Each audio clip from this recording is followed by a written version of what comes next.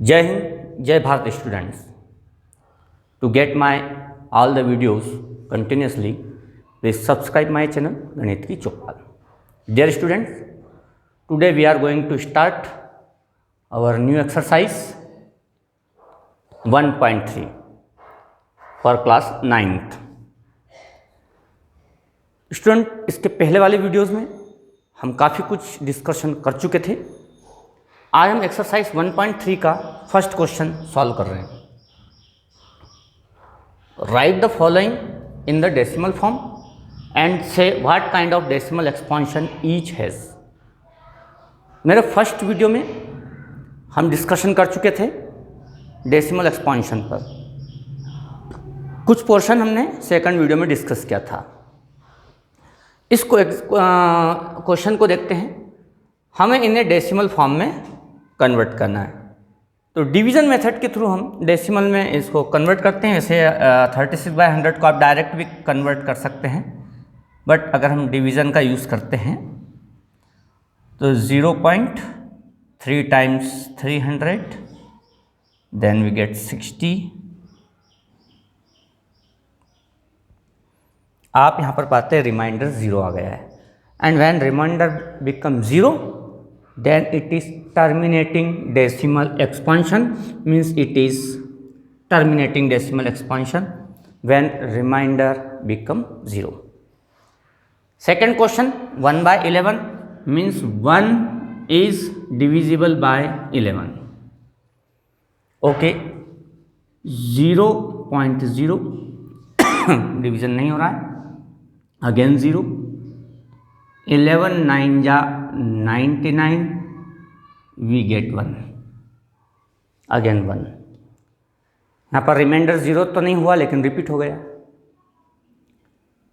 और इस सिचुएशन में जब रिमाइंडर 0 ना हो और रिपीट हो जाए, तब जो डेसिमल एक्सपांशन आता है वो आता है नॉन टर्मिनेटिंग, नॉन रेकरिंग. इस तरह से आएगा. इसको आप 0.09 बार, क्योंकि यहाँ पर रिपीट केवल 9 होगा. इसको थोड़ा सा आगे बढ़ाएं, क्योंकि कुछ मिस्टेक हुई है तो वो क्लियर होगी. कैसे? यहाँ हमने कुछ मिस्टेक की है. हमें डेसिमल से एक 0 मिलेगा, उससे फिर डिविजिबल नहीं होगा, इसलिए एक 0 यहाँ से. Again 9 times 99, then we get, so it is not 0.09, it is 0909, so we get 09 बार. तो थोड़ा सा एक दो स्टेप करना चाहिए, इस तरह की मिस्टेक हो सकती है. यहाँ पर जो रिमाइंडर है वो 0 नहीं हो रहा है, रिपीट हो रहा है. तो इस टाइप का जो डेसिमल एक्सपांशन है उसको हम कहेंगे नॉन टर्मिनेटिंग रेकरिंग. कई बार इसको नॉन टर्मिनेटिंग रिपीटिंग भी कहा जाता है. तो non terminating recurring decimal expansion. कई बार non terminating recurring decimal expansion में कई स्टेप्स करने के बाद भी आपका ना तो रिमाइंडर 0 आता है और ना ही रिपीट होता है. ऐसी सिचुएशन में हम ये सोचते हैं कि नॉन टर्मिनेटिंग नॉन रेकरिंग है. ऐसा नहीं होगा, या तो टर्मिनेटिंग होगा या नॉन टर्मिनेटिंग होगा. ये हो सकता है कुछ स्टेप्स आगे आने पर फिक्स हो जाए. अब ये कैसे पता चला कितने स्टेप्स तक? तो जैसे कि 1/11 हम यहाँ 11 से डिवाइड कर रहे हैं, मीन्स जो डिनोमिनेटर है उसका नंबर क्या है, उतनी स्टेप्स से पहले ही डिसाइड हो जाएगा कि नॉन टर्मिनेटिंग है या टर्मिनेटिंग है. अगर उतनी स्टेप्स के बाद भी डिसाइड नहीं हुआ तो आपने कहीं कैलकुलेशन में मिस्टेक की है. ये आप ध्यान रखेंगे तो आपको कभी भी इसमें कोई मिस्टेक नहीं होगी. बाकी क्वेश्चंस आप कीजिए और डिसाइड कीजिए कि इनका डेसिमल एक्सपांशन क्या है. Next question, exercise 1.3. You know that 1/7 is equal to this. We have to given the value of 1/7, 0.142857 bar. This is repeating block. It is called repeating block. Can you predict that the decimal expansion of 2/7, 3/7, 4/7, 5/7 and 6/7. Without actually doing the long division, if so, how? We have to find out the value of 2/7, 3/7, 4/7 and 5/7 without performing actually long division. Without. How we can find out the value of this? Okay. First we have to find out the value of 2/7. Okay. We write it 2 into 1/7. Can we write it 2/7 as 2 into 1/7? 2 1 are 2/7 as it is. So we can write 2/7 as 2 into 1/7. But we have the value of 1/7 this. Putting the value of 1/7, 0.142857, and it is multiplied by 2, multiplying by 2. 2 7 are 14, 1 carry on, 2 5 are 10, 1 11, 1 carry on, 2 8 are 16, 1 17, 1 carry on, 2 2 are 4, 5, 2 4 are 8, 2 1 are 2, 2 0 are 0, 1 2 3 4 5 6, 1 2 3 4 5 6, decimal, again put a bar, and it is repeating block. So without performing actually long division, we can find out the value of 2/7. Same 3/7. 3/7 we can write it 3 into 1/7. Can we write in this form? 3/7. Okay, 3 into 1/7. We have the value of 1/7.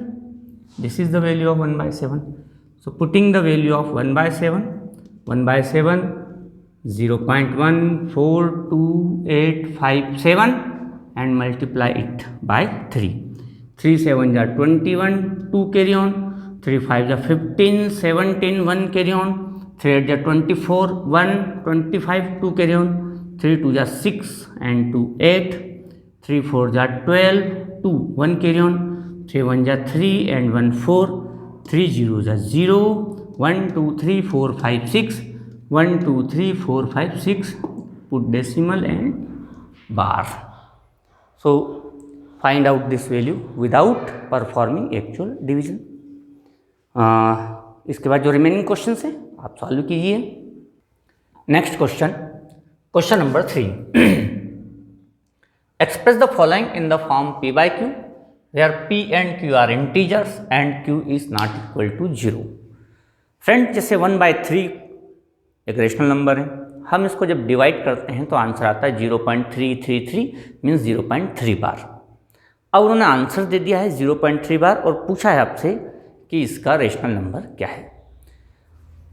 अब यहाँ पर हमारे सामने first question है 0.6 बार. इसको आपको rational number means p/q form में convert करना है.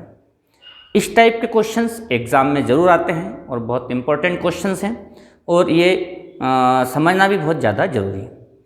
अब इसमें आपको ये कंडीशंस देखनी चाहिए कि डेसिमल के बाद डायरेक्ट रिपीटिंग ब्लॉक है या रिपीटिंग ब्लॉक कुछ नंबर को छोड़कर है. फॉर एग्जांपल यहाँ पर आप देखेंगे डेसिमल के जस्ट बाद रिपीटिंग ब्लॉक है, ये बार से पहचान में आएगा. लेकिन क्वेश्चन नंबर सेकंड में आप देखेंगे कि यहाँ 4 पर रिपीटिंग ब्लॉक नहीं है, 7 पर है. तो यहाँ दो वेराइटीज़ बनेगी, डेसिमल के जस्ट बाद रिपीटिंग ब्लॉक होना और डेसिमल के बाद कुछ नंबर छोड़ने के बाद रिपीटिंग ब्लॉक होना. ये दो डिफरेंट सिचुएशंस है. अब पहली सिचुएशन ये है कि डेसिमल के जस्ट बाद रिपीटिंग ब्लॉक. ओके, तो हमने इसको मान लिया let x is equal to 0.666 dash dash dash dash. Equation first 6 bar means 6 repeat होगा, इसलिए हमने इसको ओपन कर लिया. अब डेसिमल के बाद रिपीटिंग ब्लॉक है और रिपीटिंग ब्लॉक में एक ही डिजिट है, इसलिए 10 से हम डेसिमल को आगे बढ़ाएंगे. इट मीन्स 10 मीन्स 10 से मल्टीप्लाई करेंगे.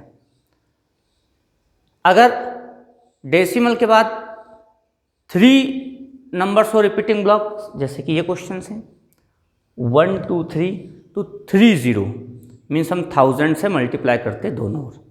यहाँ पर हम देख रहे हैं डेसिमल के बाद एक ही नंबर है रिपीटिंग ब्लॉक का, डायरेक्ट वो भी, इसलिए हम इस इक्वेशंस को 10 मीन्स 10 से मल्टीप्लाई करेंगे। Multiplying equation first by 10 both sides. 10 से मल्टीप्लाई करना मीन्स ये मिनिमम कंडीशन है, आप ज़्यादा से भी मल्टीप्लाई कर सकते हैं, 100,000 से भी मल्टीप्लाई कर सकते हैं। ये तो हम मिनिमम कंडीशंस बता रहे हैं कि इससे मल्टीप्लाई करना चाहिए। 10 से मल्टीप्लाई किया बोथ साइड 10x। अब जब हम इसमें 10 से मल्टीप्लाई करेंगे तो आप जानते हैं कि जब 10 का जो 10 है उसके कारण डेसिमल 1 डिजिट आगे शिफ्ट होता है। ये हम जानते हैं नॉर्मली कि जितने जीरो होंगे उतना डेसिमल राइट साइड शिफ्ट होता है। तो ये डेसिमल 10 से मल्टीप्लाई होने के कारण, जिसमें कि एक जीरो है, सिंगल जीरो होने के कारण ये शिफ्ट होगा एक नंबर छोड़कर, तो हमारा आंसर आएगा 6.666 dash dash dash. This is equation second. तो यहाँ पर आपको दो सिचुएशंस बहुत अच्छे से समझनी होगी। पहली सिचुएशन ये कि डेसिमल के जस्ट बाद रिपीटिंग ब्लॉक है या नंबर को छोड़ करके रिपीटिंग ब्लॉक है। यहाँ पर आप देखेंगे डेसिमल के जस्ट बाद रिपीटिंग ब्लॉक है, यहाँ पर आप देखेंगे एक नंबर को छोड़ करके रिपीटिंग ब्लॉक है। दूसरा, रिपीटिंग ब्लॉक अगर डायरेक्ट है डेसिमल के जस्ट बाद है तो कितने डिजिट पर रिपीटिंग ब्लॉक है, तो 1 डिजिट पर। इसमें देखेंगे 3 डिजिट पर। अब 1 डिजिट पर है तो 10 मीन्स 10, ये मिनिमम सिचुएशन है, ठीक है। 10 से हमने मल्टीप्लाई किया, आप 100, 10,000, 2,000 इससे मल्टीप्लाई कर सकते हैं, ऐसा कोई बाउंडेशन नहीं है, ये मिनिमम सिचुएशन है। दोनों और मल्टीप्लाई किया तो हमें ये कंडीशन मिली। अब हम यहाँ पर इक्वेशन सेकंड और फर्स्ट को सब्ट्रैक्ट करते हैं, ठीक है। Equation second subtract from first, तो इक्वेशन सेकंड है 10x is equal to 6.666 dash dash, और इक्वेशन फर्स्ट है x is equal to 0.6666 dash dash. आप ये भी कर सकते हैं कि 0.6666 ये x की वैल्यू है, तो आप यहाँ पर इसको दो पार्ट में ब्रेक कर सकते हैं, 6 प्लस 0.66 बार और वहाँ पर x की वैल्यू रख सकते हैं। ऐसे भी इसको सॉल्व किया जा सकता है, और आप इसमें से इसको सब्ट्रैक्ट करके भी सॉल्व कर सकते हैं, दोनों तरह से कर सकते हैं। अब हमने सेकंड में से फर्स्ट को सब्ट्रैक्ट किया तो आप देखेंगे डेसिमल के बाद इधर भी उतने ही 6 हैं, इधर भी डेसिमल के बाद 6 हैं, तो यहाँ पर 0 आएगा, 6 के नीचे 6 सब्ट्रैक्ट हो जाएगा। यहाँ 6 में से -0 होगा तो ये 6 बचेगा, 10x में से x गया तो यहाँ पर बचेगा 9x। It means 9x is equal to 6, means x is equal to 6/9। आप इसको सिंप्लीफाई कर दें, 3 3 या 9, 3 2 या 6, x is equal to 2/3। Means 0.6 bar जो वैल्यू आई है वो 2/3 से आई है, ठीक है। तो इसका जो रेशनल नंबर है वो है 2/3। तो ये एक सिचुएशन थी जिसमें डेसिमल के जस्ट बाद बार या रिपीटिंग ब्लॉक आता है। अब सेकंड क्वेश्चन करेंगे जिसमें डेसिमल के जस्ट बाद बार या रिपीटिंग ब्लॉक नहीं आता है, कुछ नंबर को छोड़ करके आता है। ऐसे क्वेश्चन को सॉल्व कैसे करना है। हमारा सेकंड क्वेश्चन है 0.47 बार। तो इसका जब हम सॉल्यूशन करेंगे तो उसको मानेंगे let x is equal to 0.47 bar. यहाँ पर 4 के ऊपर बार नहीं है, तो यहाँ पर सेकंड कंडीशन ये है कि डेसिमल के जस्ट बाद रिपीटिंग ब्लॉक आता है या कुछ नंबर छोड़ करके रिपीटिंग ब्लॉक आता है। तो पहले आप ये देखें कि डेसिमल के बाद कितने नंबर हैं जिस पर बार नहीं लगा है, मीन्स रिपीटिंग ब्लॉक नहीं है। तो यहाँ हम देखते हैं कि डेसिमल के बाद केवल एक नंबर है जिसके ऊपर बार नहीं लगा, only one number means 10 minimum condition, 10 means 10। हम पहले इसको 10 से मल्टीप्लाई करेंगे। तो multiplying equation first by 10 both side, multiplying equation first by 10 both sides. तो ये हो गया 10x। अब यहाँ पर हमने 10 से ही मल्टीप्लाई क्यों किया है? क्योंकि मैंने आपसे कहा कि डेसिमल के बाद देखिए कि कितने डिजिट्स हैं जिस पर बार नहीं लगा है। अगर 2 डिजिट्स ऐसे होते जिस पर बार नहीं लगा होता तो 2 0 से, 3 डिजिट्स होते जिस पर बार नहीं लगा तो 3 0 मीन्स 1000 से, ऐसे मल्टीप्लाई होता। लेकिन यहाँ पर केवल एक ही डिजिट है इसलिए 10 से मल्टीप्लाई किया। ऐसा करने से क्या होगा कि चूंकि 10 से मल्टीप्लाई किया, इसमें 10 है तो डेसिमल 1 डिजिट इधर आएगा, मीन्स हो जाएगा 4.7 बार।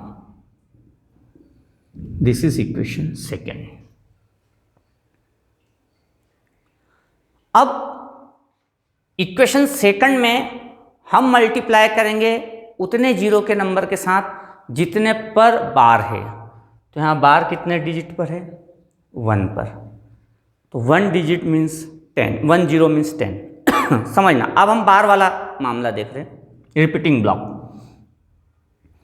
रिपीटिंग ब्लॉक 1 डिजिट का है। 1 डिजिट मीन्स 10, 10 मीन्स 10। तो 10 से मल्टीप्लाई करेंगे अब हम इक्वेशन सेकंड को। मल्टीप्लाइंग, अगर यहाँ पर बार 3 डिजिट पर होता तो फिर 30 मीन्स 1000 से मल्टीप्लाई होता इक्वेशन सेकंड में। इक्वेशन सेकंड को मल्टीप्लाई करेंगे, multiplying equation second by 10 both sides. तो ये हो गया आपका 100x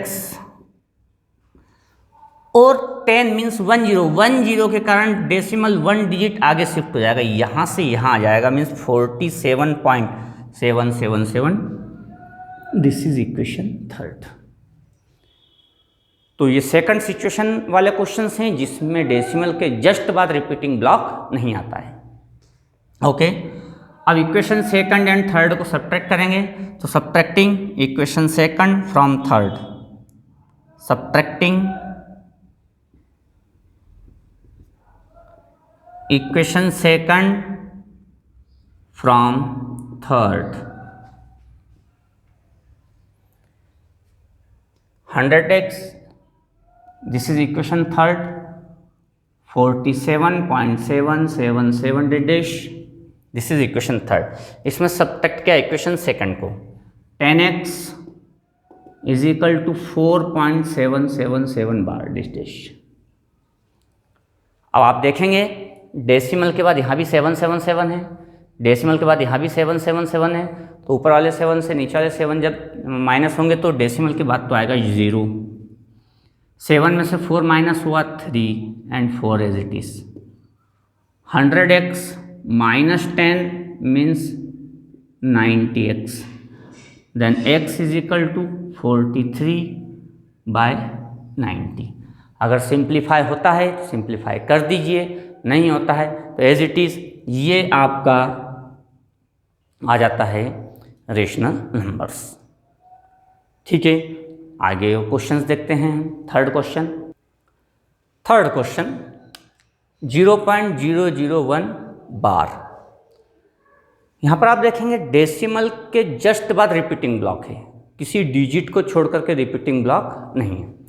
अब हमने इसको सबसे पहले जब सॉल्यूशन करते हैं तो हम मान लिया let x is equal to 0.001 001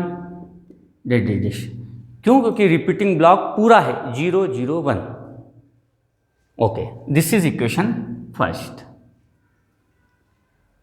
अब डेसिमल के बाद कोई ऐसा नंबर तो है ही नहीं, कोई ऐसा डिजिट नहीं है जिस पर बार ना हो, डायरेक्ट बार है, इसलिए बार वाली डिजिट काउंट करेंगे 1 2 3, 3 डिजिट पर बार है, इसे मिनिमम सिचुएशन में 3 जीरो के साथ, तो 3 जीरो के साथ होता है 1000, इसलिए हम इक्वेशन फर्स्ट को मल्टीप्लाई करेंगे 1000 से, मल्टीप्लाइंग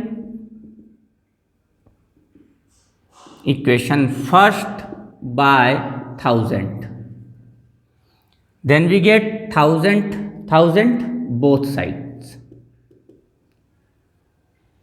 1000x, अब 1000 में 3 जीरो है, इसलिए डेसिमल राइट साइड शिफ्ट होगा 3 डिजिट, 3 जीरो होने के कारण 1 2 3, तो यहाँ डेसिमल आ जाएगा, it means 001.001 this is equation second. Subtracting equation first from equation second, subtracting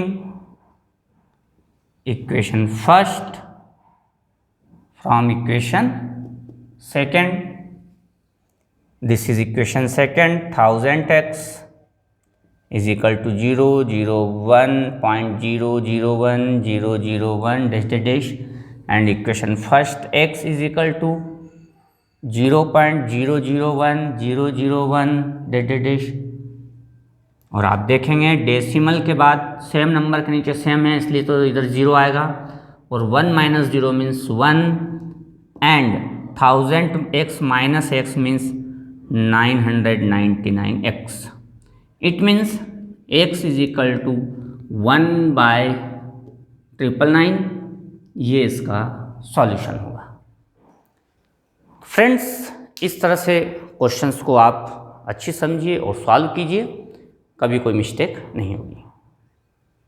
फिर मिलेंगे कुछ नए एग्जाम्पल्स के साथ, कुछ नई प्रॉब्लम्स के साथ. तब तक के लिए जय हिंद, जय भारत.